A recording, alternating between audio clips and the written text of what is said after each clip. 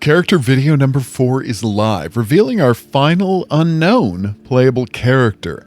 It's Joseph Cernan, featuring the Salim model. Yay? We haven't seen him since he was unceremoniously killed off as the cop in The Devil in Me. So I'm glad he's back, even though it's not beloved actor Nick Terabee playing him this time. Fun fact, the character Nick Terabee played on The Expanse was created for the show because they needed someone for Christian to talk to. Otherwise, all of her decisions could wind up confusing the audience.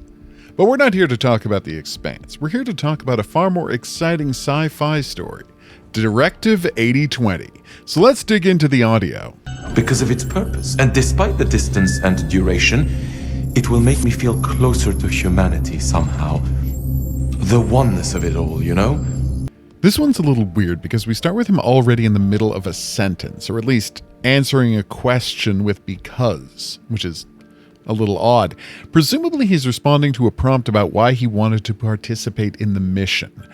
There's a spiritual angle in the answer that's interesting. You can read it as if he's feeling closer to humanity because he's participating in a mission that's literally got the fate of the world as the stakes. But you can also read it as a nod to the overview effect, the strange thing that happens to astronauts when they leave the Earth and look back at it. Horrified by the emptiness of space, they look at the whole world at once and realize that humanity is all just one people sharing a tiny speck of blue in the midst of an endless void. Apparently it can be a pretty intense experience, suddenly realizing how small all of Earth's problems and achievements are when compared to the scale of the universe. Who knows? Perhaps one day my time will come around again. That I can live another life. In the future I helped create. Cernan bringing up the concept of living another life in the future is worth noting for two reasons. The first is that it really drives home what a long-term project they're embarking upon. Establishing a new home for the human race isn't something that will be accomplished in years or even decades. Obviously, we don't know the scope of the mission just yet, but the logistical obstacles of moving even just a stable breeding population of humans to a new planet, let alone any decent chunk of the population of Earth, would be a centuries-long project. So everyone embarking on this mission is operating under the assumption that they won't live to see its success, which is a pretty bleak thing to tell people. Secondly, since Cernan is Turkish, the belief in reincarnation is a little strange. Now, it's entirely possible he's just being fanciful and talking about the popular understanding of reincarnation that people are generally aware of, and wondering if he might be reborn to see the future. This line could, however, mark him as a Druze, a minority religion in the Middle East that I wasn't familiar with until I looked up whether there's any tradition of belief in reincarnation in Turkey. Turns out there isn't, other than an offshoot of Islam that started in the 11th century called the Druze. There's only about 1 million of them today, and they're mostly in Syria and Lebanon. So having a Turkish guy turn out to be Druze would be an interesting twist. That said, it could be a pretty standard, even secular use of the idea of reincarnation, as I already suggested. Everything is going to be okay. Things can only get better. We end with the suggestion things can only get better, although, I've got to say, based on his line reading, I'm not super confident that this is something that he truly believes. The really compelling idea raised is just how bad are things on Earth that any change must necessarily be for the better.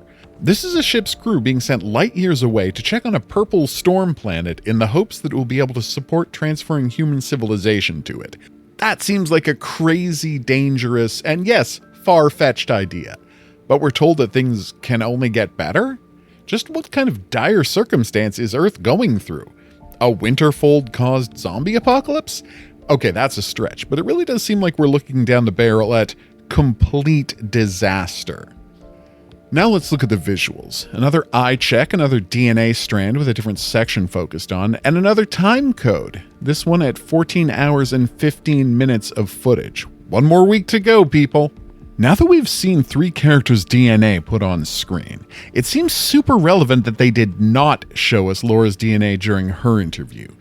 Paired with the inability to identify her, they're going out of their way to suggest that she's already a monster when the video is recorded.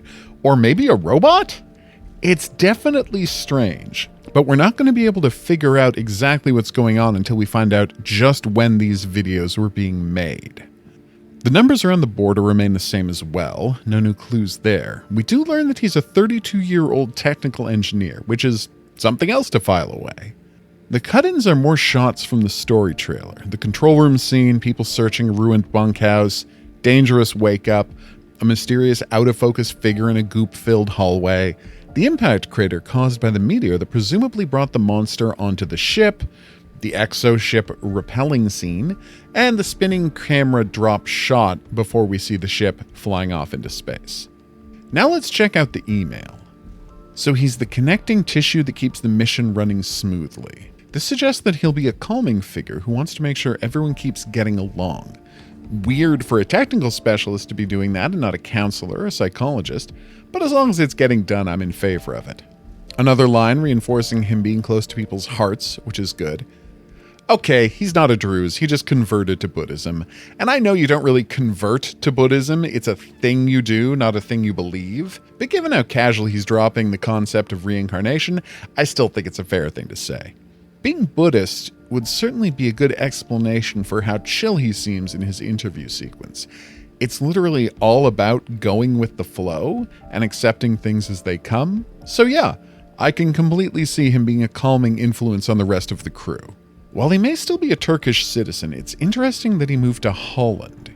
In a crew that could have literally come from anywhere on Earth, it's a little weird that we've got two Dutch or Dutch-adjacent playable characters. There seem to be 3 Americans, but that's likely a consequence of America's history with space travel, and the fact that Corinth is probably an American company. Also, it's worth mentioning that the technology that allows for interstellar travel and hypersleep was found by American troops in 2003, so it makes sense that they're the ones driving this mission. But multiple Dutch people? Odd. Do he and Laura already know each other? Is Laura somehow connected to his late partner? Speaking of, Joseph also appears to be gay based on this line in the text, making him the second gay male playable character in a Dark Pictures game. I mean, Brad never says it, but let's be real, shall we? This is just a super inspiring message, and it really seems like they're prompting us to be on this guy's side, which I'm happy to do, being famously pro-Buddhism. Also, it's important to remember that he's right. Any problem can be solved as long as you're willing to work on it. The wording on this quote is a little weird. Yes, problems is plural, but humanity is a collective noun, so it should be is facing, not are facing. Not a big deal, but still on the odd side. It's definitely an inspiring message, no matter how you slice it. Just one more week to go, and then we'll have a look at the whole cast, and finally get a look at the rest of Brianna Young's interview, which of course we saw pieces of in the announcement trailer. Until then, I've been the Hidden Object Guru. Thanks for watching. If you had a good time and you'd like to see more of those buttons coming up to help with that, questions, comments, your own theories about 80/20, go in the comment section below the video. Play my game, Clown in the Woods. It's free on itch.io. We'll see you back here for more Directive 80/20, hopefully next week. But until then, I'll say that's right. Au revoir.